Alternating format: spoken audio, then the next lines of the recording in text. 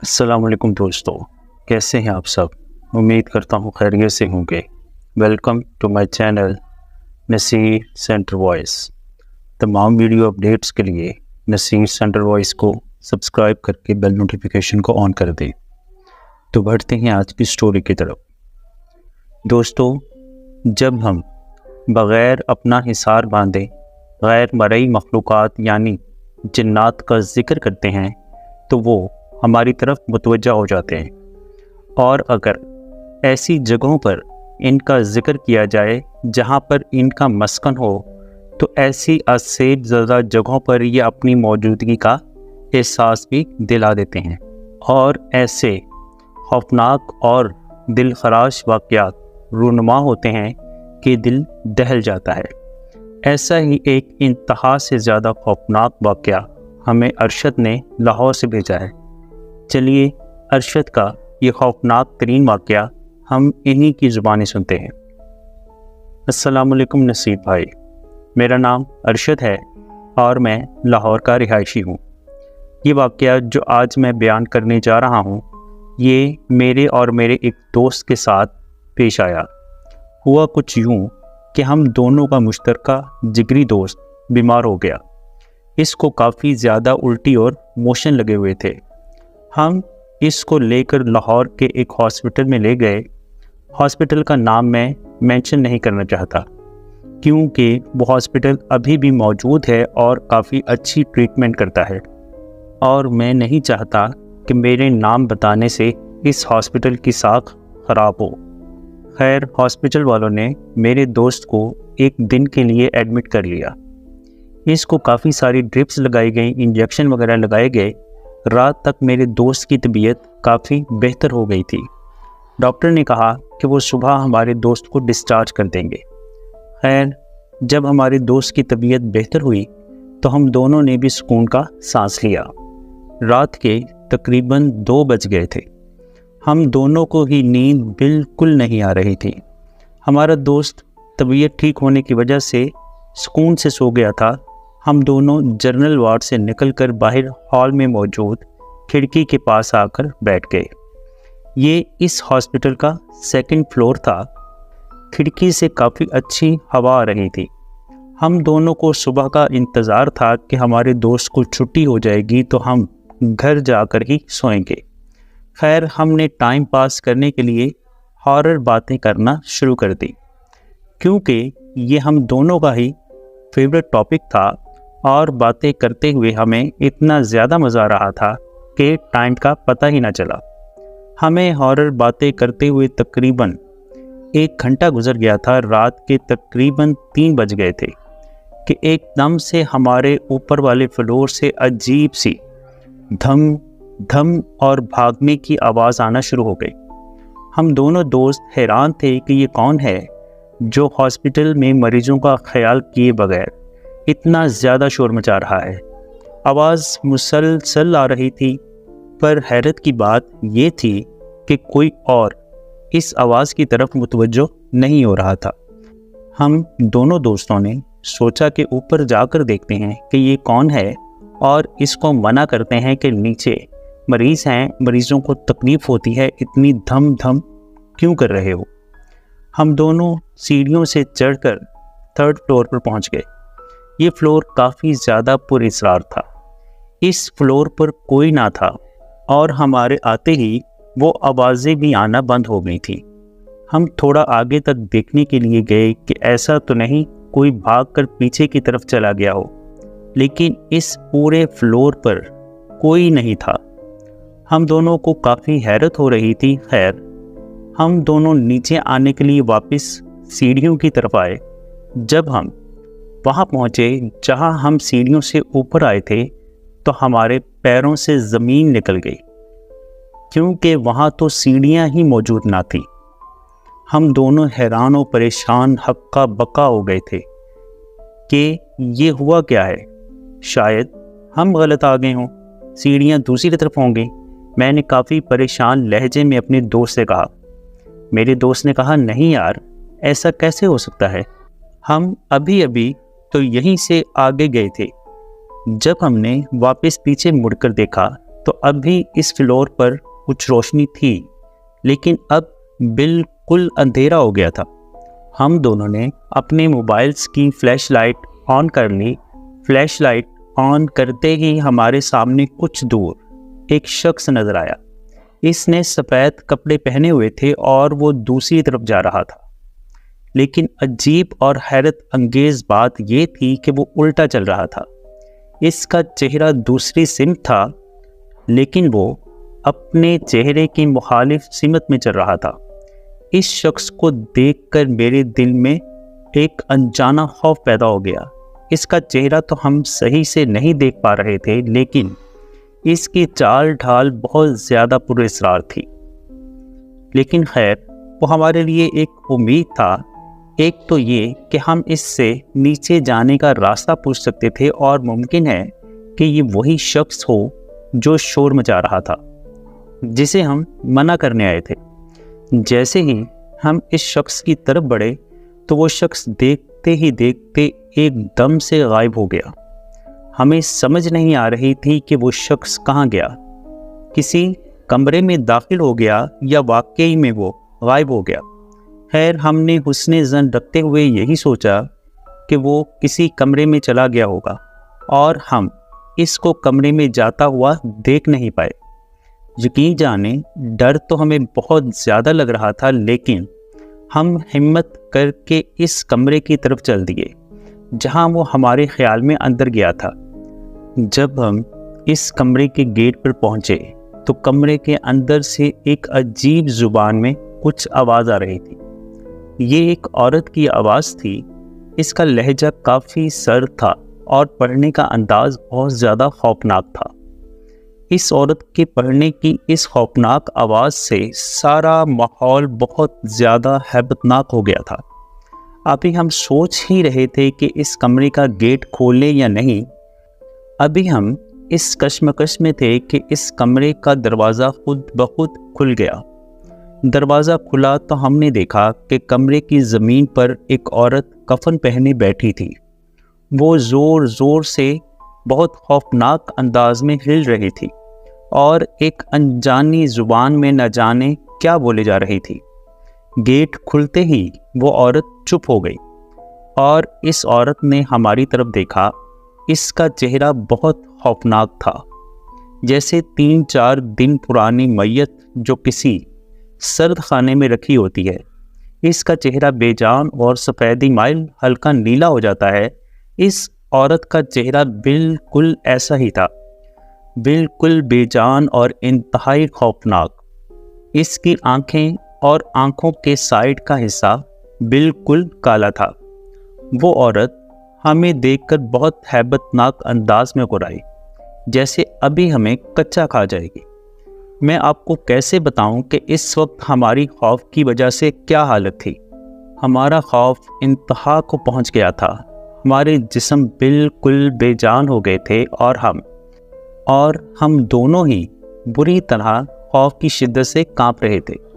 इससे पहले कि हम मज़ीद कुछ समझ पाते, वो औरत एकदम से बहुत खौफनाक अंदाज में अपने हाथों और घुटनों के बल चलते हुए हमारी तरफ आने लगी। हम दोनों ने बेसाख्ता खौफ की हालत में गिरते पड़ते इस तरफ दौड़ लगा दी जहां अभी हमें सीढ़ियां नहीं मिल रही थीं। हम दोनों ऊंची ऊंची आवाज़ में आयतल कुर्सी पढ़ने लगे। हम भागे जा रहे थे और मुसलसल आयतल कुर्सी पढ़ते जा रहे थे। बिल्कुल ये इस आयतल कुर्सी ही की बरकत थी कि जब हम वहाँ पहुँचे जहाँ अभी हमें सीढ़ियाँ नज़र नहीं आ रही थी, लेकिन अब वहाँ सीढ़ियाँ मौजूद थीं। हम बेहंगम तरीके से गिरते पड़ते भागते हुए दूसरे फ्लोर पर आए। फिर हम भागते हुए रिसेप्शन पर गए। वहाँ पर नर्सिस, वार्ड बॉय और काफ़ी दूसरे लोग बैठे हुए थे। हमारी हालत देखकर सब लोग हमारे गिर्द जमा हो गए। हमें कुर्सी पर बिठाया, पानी वगैरह पिलाया। पूछने पर हमने अपने साथ गुजरा सारा वाक़या सुना दिया। वार्ड बॉय ने कहा कि आप लोगों ने इस टाइम ऊपर जाकर बहुत बड़ी गलती की है। ऊपर का फ्लोर तो कई सालों से बंद है और बहुत ज़्यादा हॉन्टेड है।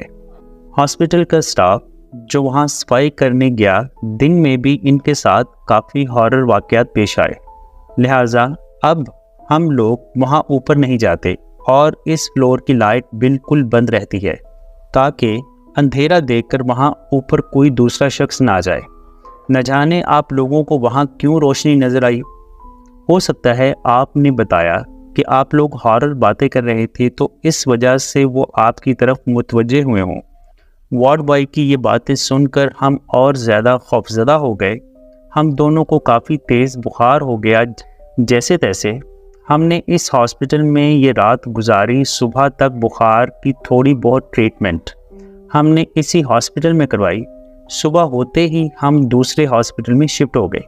अल्लाह का लाख लाख शुक्र है कि हमने सही वक्त पर आयतल कुर्सी पढ़ ली, वरना न जाने हमारा क्या अंजाम होता। आप सबसे रिक्वेस्ट है कि हॉरर बातें करते हुए या फिर हॉरर वाक़यात सुनते हुए अपना हिसार ज़रूर बांध लिया करें। अल्लाह पाक से दुआ है कि वो हम सब की हिफाजत फरमाए। दोस्तों, आज की हमारी दूसरी स्टोरी एक ऐसे लिसनर की है जिसको नाइट ड्राइविंग का बहुत ज़्यादा शौक़ था। वो अक्सर रात किसी भी पहर उठता और रात को सुनसान रोड पर ड्राइविंग के लिए निकल जाता था। लेकिन एक रात इसके साथ कुछ ऐसा हुआ जिसके बाद वो रात और वो वाक़या इसके जहन में बैठ गए। ये स्टोरी हमें रिजवान ने लाहौर से भेजी है। चलते हैं आज की स्टोरी की तरफ और सुनते हैं रिजवान की स्टोरी इन्हीं की ज़ुबानी। अस्सलाम वालेकुम नसीम भाई, मेरा नाम रिजवान है और मैं शहर लाहौर का रहने वाला हूँ। मैं जो वाक़या आज आपके साथ शेयर करने जा रहा हूँ ये लगभग 5 साल पहले का है। मैं एक इंटरनेशनल कंपनी में जॉब करता था। मेरी जॉब की टाइमिंग शाम 5 बजे से लेकर रात 2 बजे तक की थी। मेरे साथ मेरा एक कोलीग भी होता था जिसका नाम वकास था। हम दोनों का घर करीब होने की वजह से मैं अक्सर इसे पिक एंड ड्रॉप सर्विस दिया करता था।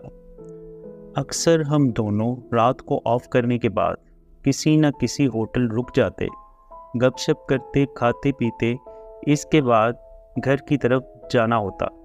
और अक्सर ऐसा होता कि हम घर जाकर चेंज करने के बाद दोबारा बाहर आ जाते। ऑफिस की टाइमिंग हमारी वैसे भी शाम की थी, इसलिए हम सुबह 5 बजे के बाद ही सोते थे। दोनों की हमेशा यही कोशिश होती थी कि रोज़ाना कुछ न्यू ट्राई करें और इसी खोज में हम रात को मुख्तलिफ जगहों की तरफ निकल जाते। अक्सर कभी ऐसा होता कि वकास किसी वजह से ना जा सके तो मैं अकेला इस सुनसान रोडों पर निकल जाता और खा पीकर 4-5 बजे तक घर वापस आ जाता था। फिर एक दिन ऐसा हुआ कि हफ्ते की रात थी, सर्दी अपने अरूज पे थी। मैंने वकास को बाहर निकलकर कॉल की, लेकिन इस टाइम वो घर पर मौजूद ना था। मेरा बहुत दिल चाह रहा था जाने को, इसलिए मैं अकेला ही उठा, गाड़ी की चाबी ली और एक नए होटल की तलाश में घर से निकल पड़ा। मैंने कुछ दिन पहले ही एक चाय के ढाबे के बारे में सुना था जिसकी चाय पकौड़े काफ़ी मशहूर थे। वो ढाबा मेरी जगह से थोड़ा ही दूर एक गांव की तरफ था। मेरे घर के करीब एक पेट्रोल पंप है। मैंने वहां से गाड़ी में फ्यूल डलवाया और इसी ढाबे की तरफ निकल पड़ा। रास्ता काफ़ी ज़्यादा सुनसान था। दूर दूर तक सिर्फ अंधेरा ही अंधेरा था। इंसान तो क्या, कोई परिंदा भी दिखाई नहीं दे रहा था। धुंध भी काफ़ी हो चुकी थी, लेकिन मैं गूगल मैप और साइन बोर्ड की मदद से कोई 45 मिनट की ड्राइव के बाद इस ढाबे तक पहुंच गया। वो ढाबा काफ़ी वीराने में था। इसके आसपास कोई घर मौजूद ना था, ना ही नज़दीक कोई और शॉप थी। इस ढाबे पर एक बुज़ुर्ग आदमी मौजूद था और वही ये ढाबा चला रहा था। मैंने एक कप चाय और कुछ पकौड़े ऑर्डर किए और इंतज़ार में बैठ गया। इस बुज़ुर्ग ने चाय बनाते बनाते मुझसे पूछा कि बेटा, तुम कहाँ से आए हो? यहाँ के लोकल तो बिल्कुल नहीं लगते। जी अंकल, मैं सिटी लाहौर से आया हूँ और आपकी चाय पकौड़े का बहुत सुना था, इसलिए मैं इस टाइम खुद को आने से नहीं रोक सका। लेकिन बेटा, रात के 2 बजे तुम आए हो। लोग तो रात का सफ़र इस रोड से नहीं करते, क्योंकि इनको लगता है कि ये रोड रात को ऐसे होता है कि कुछ खौफनाक मखलूक़ात रात को इस रास्ते पर होती हैं। नहीं अंकल, ऐसा कुछ भी नहीं है। ये सिर्फ गांव वालों की बातें हैं। मैं आपके सामने ही हूँ। मुझे तो रास्ते में ऐसा कुछ नहीं लगा। खैर, मैंने चाय के साथ पकौड़े खाए तो वाकई दोनों तारीफ़ के काबिल थे। जितनी तारीफ़ सुनी थी, इससे भी ज़्यादा ये दोनों चीज़ें अच्छी थीं। मैं उठा, इनको पैसे देकर खुदा हाफिज़ बोला तो वो अंकल कहने लगे, बेटा इस रास्ते से वापस मत जाना। लेकिन मैंने फिर भी इनकी बात को इग्नोर करते हुए कहा कि अंकल, अल्लाह मालिक है, कुछ नहीं होता। गाड़ी स्टार्ट की और वापसी की तरफ निकल आया। कुछ रास्ता तय करने के बाद मुझे रोड साइड पर खड़ा एक आदमी नज़र आया।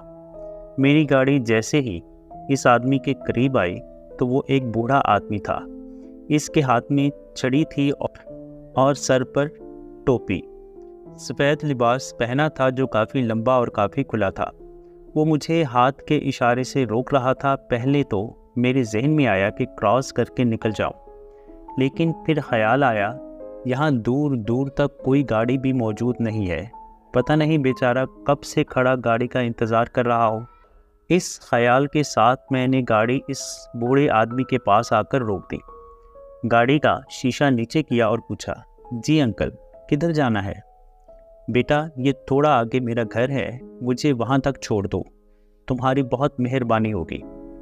वो बेचारा मुझसे ये सब कहते हुए ठंड से कांप रहा था। मुझसे इस बूढ़े आदमी की हालत देखी नहीं गई और मैंने इन्हें गाड़ी में बैठने का कहा ताकि मैं इन्हें घर छोड़ दूं। बूढ़ा आदमी गाड़ी की बैक साइड पर बैठ गया और इसके बैठते ही मेरी पूरी गाड़ी खुशबू से भर गई। ये एक अलग ही खुशबू थी जो शायद मैंने पूरी ज़िंदगी में महसूस नहीं की थी। इन अंकल ने गाड़ी में बैठते ही तस्बीह हाथ में लेकर जिक्र करना शुरू कर दिया। मैंने अंकल से पूछना चाहा कि अंकल, यहाँ से आपका घर कितना दूर है? इन्होंने बस इतना कहा कि बस थोड़ा ही आगे है और दोबारा जिक्र में मसरूफ़ हो गए। थोड़ा आगे आने के बाद इन्होंने मुझे बाईं तरफ मुड़ने को बोला और कहा कि बस वो सामने मेरा घर है। लेकिन मुझे सामने कोई घर नज़र नहीं आ रहा था। मैं थोड़ा परेशान भी हुआ, लेकिन अचानक मेरी नज़र सामने घर पर पड़ी। वो घर बहुत सारे खेतों के बीचों बीच वाक़या था।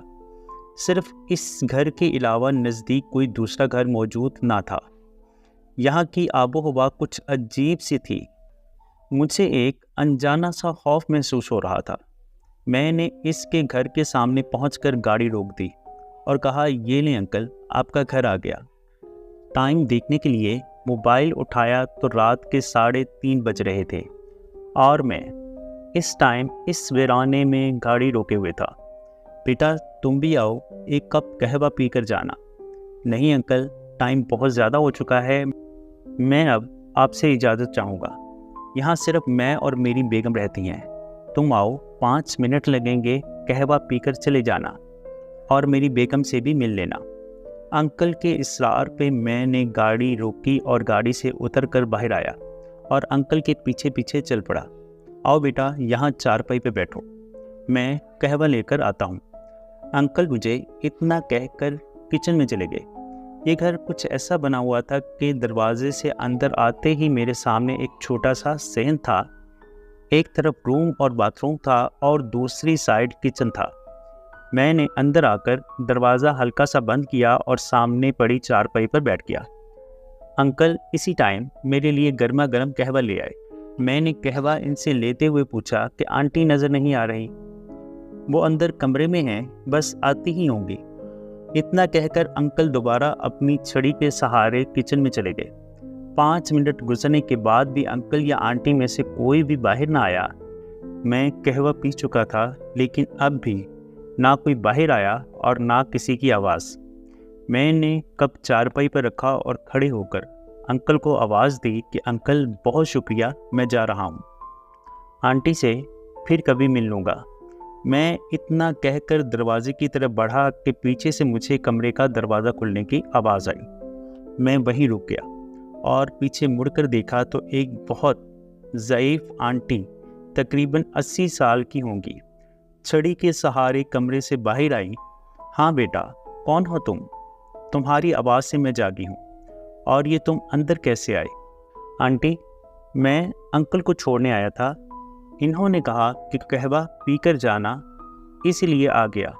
अब जाने लगा हूँ, बहुत शुक्रिया। मेरा इतना कहना था कि आंटी बोली, कौन से अंकल? और ये कहते हुए इन्होंने मुझे कहा कि बेटा यहाँ आओ, बैठो चारपाई पे, मैं बस अभी आती हूँ। मैं इनके कहने पर दोबारा बैठ गया। आंटी दोबारा कमरे से बाहर आई तो इनके हाथ में इन्हीं अंकल की तस्वीर थी।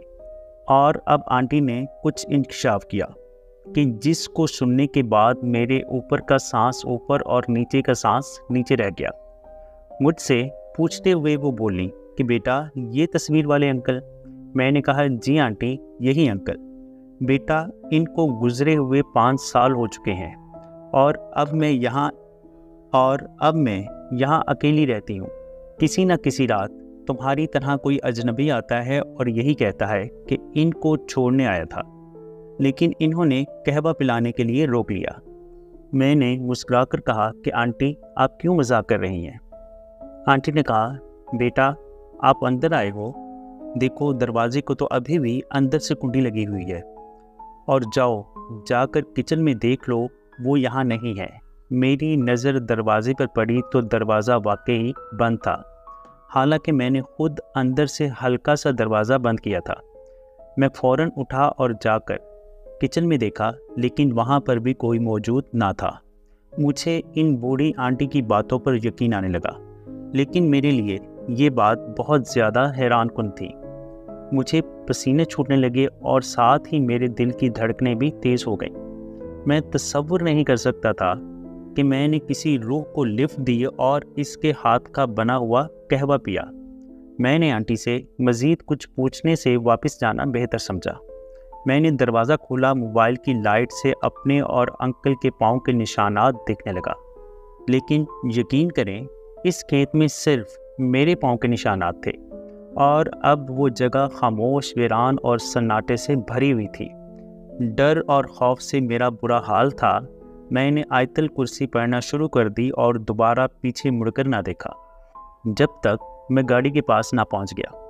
गाड़ी में बैठते ही मैंने फ़ौरन गाड़ी स्टार्ट की और जितना जल्दी वहां से निकल सकता था वहां से निकला। मैं रोड पर पहुंचा तो मेरी जान में जान आई। मैं जल्द से जल्द अपने घर पहुंचने के लिए बेताब था। घर पहुंचते ही मेरा डर तो कुछ कम हो गया, लेकिन मेरे जहन में अभी भी इसी अंकल की रूह थी, ये सोचते हुए कि किस तरह एक रोड पर खड़े हुए किसी रूह को मैंने इसके घर तक पहुंचाया और इसके हाथ का बना हुआ कहवा भी पिया। कुछ दिन गुजरने के बाद मैंने अपने तौर पर इंफॉर्मेशन लेने के लिए सोचा। गांव के लोगों से पूछा क्या वाकई इनके हस्बैंड की डेथ हो चुकी है।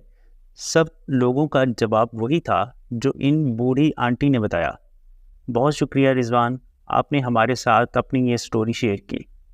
दोस्तों, अगर आपके साथ भी कोई हॉरर वाक़या या फिर कोई नाकाबिले फरामोश वाक़या पेश आया है और आप इसे हमारे साथ शेयर करना चाहते हैं, तो नीचे डिस्क्रिप्शन में मौजूद मेरे व्हाट्सएप नंबर या फिर ईमेल एड्रेस पर लिखकर या फिर वॉइस मैसेज के ज़रिए मेरे साथ शेयर कर सकते हैं।